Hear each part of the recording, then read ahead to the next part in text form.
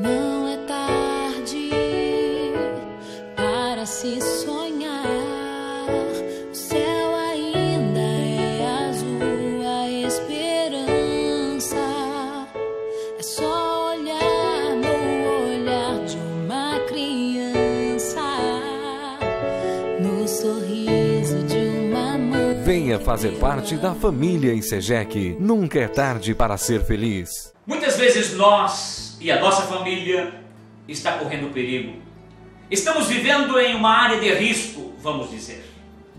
Eu quero dizer para você que quando nós estamos correndo perigo, nós precisamos de salvação do perigo. Quando estamos em risco, precisamos de salvação.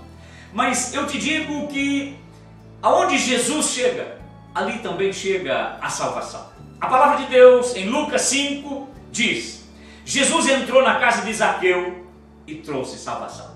Jesus disse: hoje chegou salvação na tua casa, nesta casa.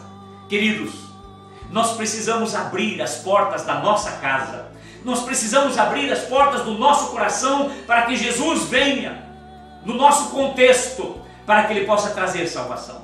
Não importa a situação que você está vivendo, não importa se você está correndo perigo, se você está em risco, o que importa é que se Jesus chegar na tua casa, na tua vida, a salvação chega na tua casa e na tua vida. E a salvação, ela é abrangente, ela vai tocar toda a tua família. Por isso, deseje, crie uma expectativa e leve Jesus para a tua casa, e então experimente o poder da salvação tocando a tua casa e a tua vida. Eu sou o pastor Silosmar, este é um programa da ECGEC, uma igreja celular.